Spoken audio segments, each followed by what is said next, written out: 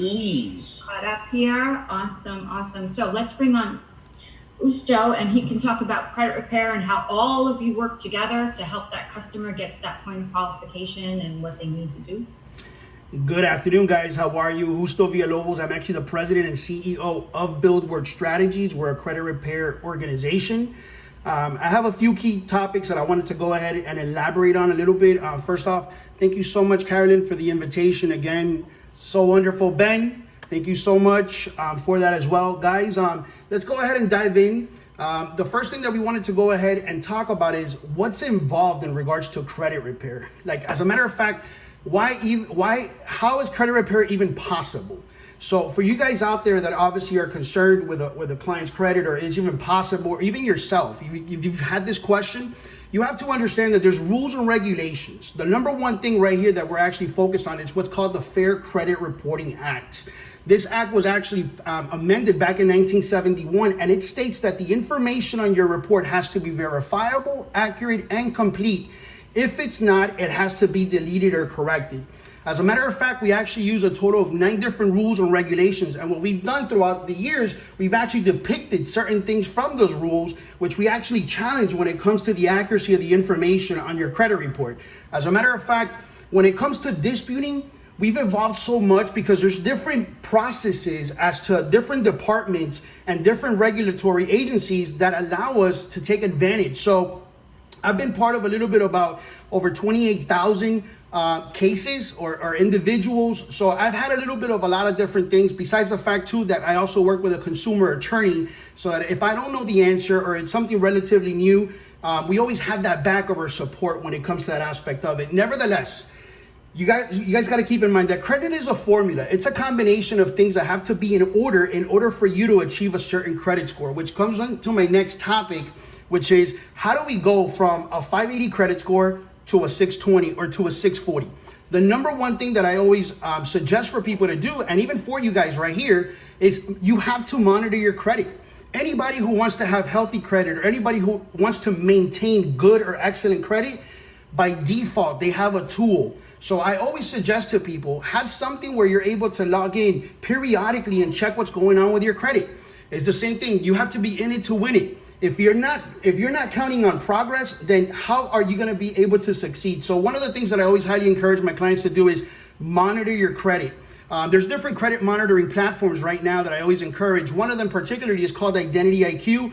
Again, these are just online websites. Identity IQ gives you 3 credit reports for 3 credit scores every 30 days.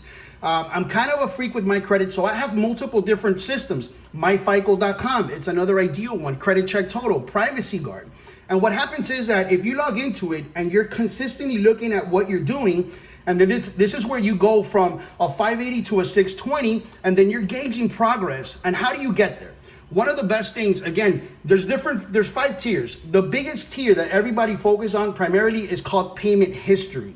Payment history falls into anything that has to do either with a late payment of a 30, a 60, a 90, a collection, a charge off, a bankruptcy, a repo. All that stuff is 35% of your score. This is where the rule comes in, the Fair Credit Reporting Act and all these other regulations, so that I'm able to challenge it. It's not to say that the information that you have, it's yours or not, but the fact that I'm questioning it, and if the creditor or the bureau are not able to go ahead and give me proof of that information, hold the burden of proof, then guess what? That is the legal loophole that we have to be able to challenge something and have success in getting that information deleted.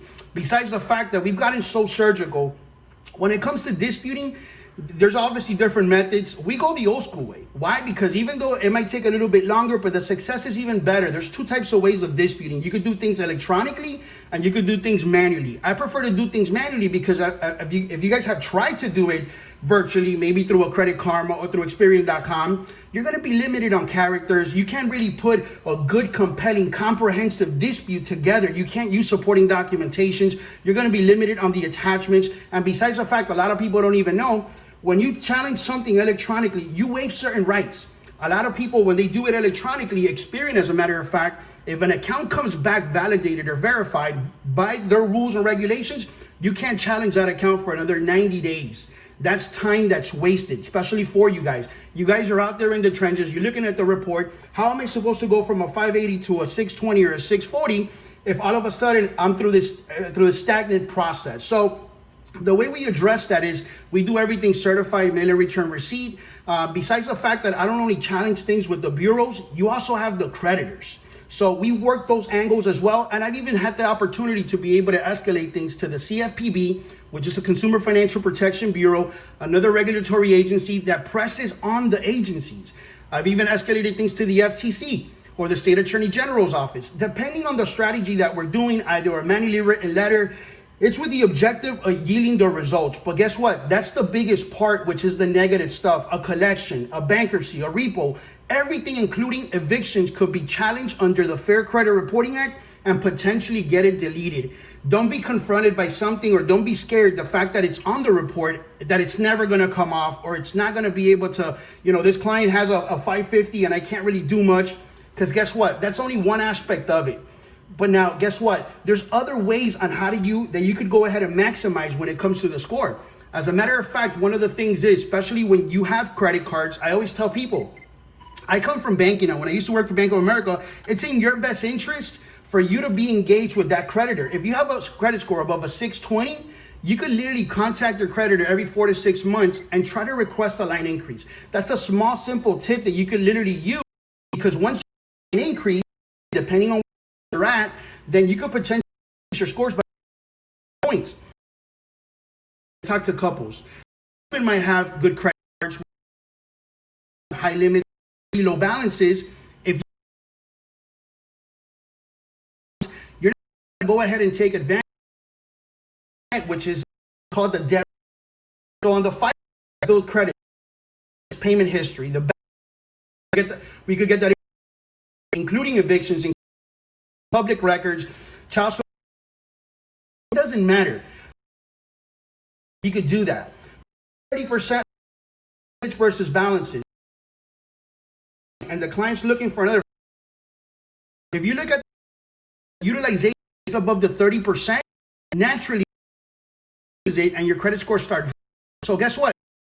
You could pay. You could probably, without having to challenge your dispute of the 4, 5 from back the service. In that particular case, we offer credit evaluation. Will the report obviously be on the way. Another great tip to a 650 to a 680. It's also an under when it comes to the credit report. So history, that's authorized. I did it myself back in 2000 house. I was a young I was a broker, and that I have to do back. My mom added me. That lady eats leftovers from like 2 days. She happened. If she could authorize you, she did. And you give, and then guess what? I took advantage of certain credit cards that she had limits on. Remember, really low, and that 30 limits for report, 45% of your credit score. Little things that you could go ahead when it comes to seeing your scores from a 6. Lower rates, add yourself as an option. As a matter of fact, if you have over 26, apply for a credit card. A lot of that much credit. Focus on the ones that you have. Continue to increase. Have 1 or 2 credit cards, not enough. I've noticed in my whole entire time when I've been able to over the 800s was from the good to the excellent. Limits versus the balances, the amount of limits to $20,000, $40,000 credits, healthy amount of history, years. If you're young and you don't have that, an authorized user from your brother, somebody who loves you, on that. Another thing too is having a end of credit. There's actually 10% of your scores based on 3 different factors. We have, you guys know what that is: installment, term loans, car loans, student loans, revolving. End of all 3, you're going to take guys, which is inquiries, new credit. How many times are you applying for credit? Could you challenge? Absolutely, just like every credit, even your personal. But try not to go ahead and run your credit unless it's necessary, or advise your. Matter of fact, this is why I'm in the conversation. You have to monitor your credit. Where and all of a sudden it's like, oh, I want, and you don't know what you have. They're blind. Inquiries could take anywhere from 3 to 8 report. So how do we avoid that? Get people in monitoring. They're soft pools. They're not going to help. When it comes to giving you guys an, especially mortgage broker, I actually have a contact relationship manager that I'm able to give my referral partners, and every time that you submit, you'll be able to have full control. Customer, guys, we're all in sales. The closes the deal. If you're up with your, expect to close it. Somebody else, the one. Hey, Mr. I see that you've got the. Call you did. Guess what? We have to work as a team. It's what I tell customers all the time. Your part, I do my. Is how we get to your. And I know too. We actually started doing a couple of new different to challenging evictions and bankruptcies, guys. We've gotten that if for me to do a dispute with the clerk of court, whatever county that, whatever bank, I want to submit a dispute, because what's going to help out violation, time limitations. There's a variety of things that we're going to. We have to get craft. You guys know about credit. Differentiate yourself from other competitors, from other realtors out there. Why? Because you have value that you're. If you guys obviously use me as leverage, I'm here. Anything that you guys need when it comes to credit repair. I have mad content. I have a YouTube channel. I provide a lot of free J Lobos. I continue to pour out information on all angles of credit. Educate yourself, because this way you're gonna separate yourself back. You want to be difference. You want to be the beacon. When you're actually doing eviction, a company called CoreLogic, they actually hold the. We actually have a strategy or information or data. You could do this yourself. When I shoot off a dispute, they're not going to be able to get the information because they're not getting it from the source. Credit repair is a lot more than just sending out a few letters and I hope I get a deletion. No, we're going to be surgical, but at the same time, we're going to focus on different angles, because together and that is what I tell people. We put the puzzle together. Have excellent credit scores. If you guys run into any client issues, let me know. We all evaluation. I'm here to have much time. Carolyn, if you guys have any, feel free. You're awesome.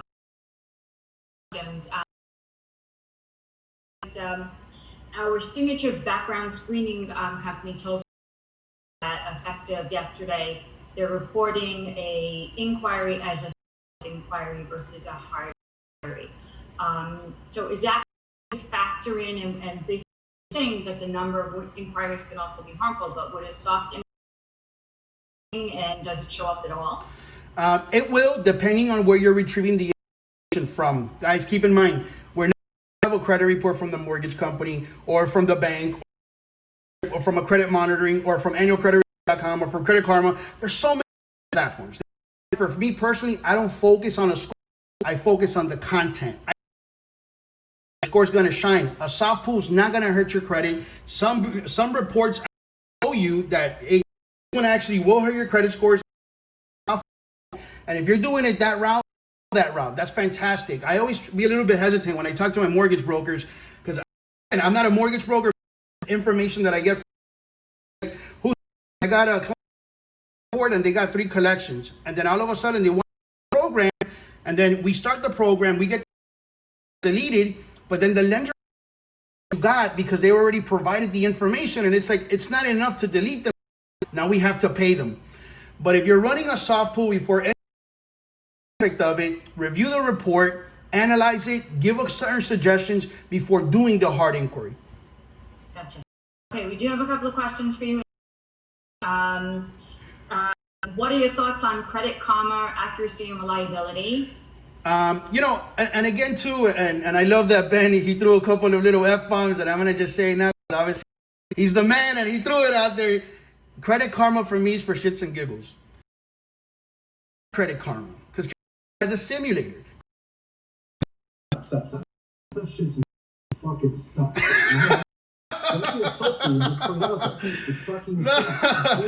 I gotta put it in real nice, man. I gotta put it in.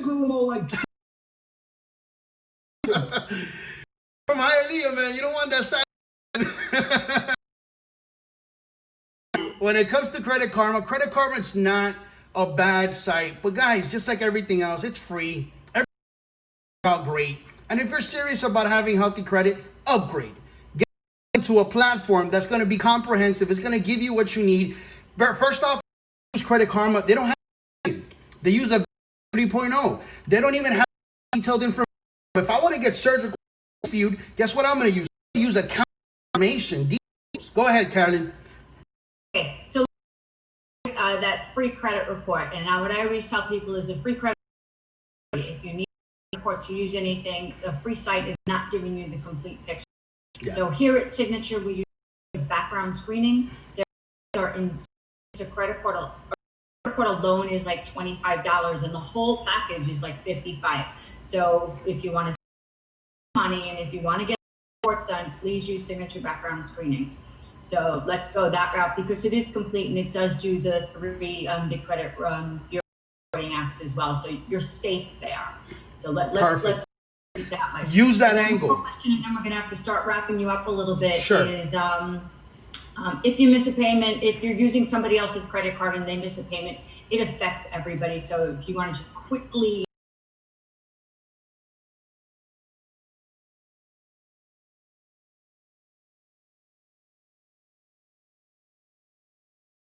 authorize, and there's a little remove yourself, have the original credit the debtor, get them deleted off the thing, because guess what, a late payment is very, very harmful if it's really credit's a snapshot on what's going on. So if today late payment, the impact that it's going to have is detrimental, but through time you'll gain it just as the positive. If you apply for an account and you get approved, it's going to go up, but now you have to remove yourself off of that. And you always give us such wonderful insight and such wonderful content. Thank you so much, guys. We bring all our speakers back often, so we like that. So if you're having great fun, please zoom in with us again. But let's get moving.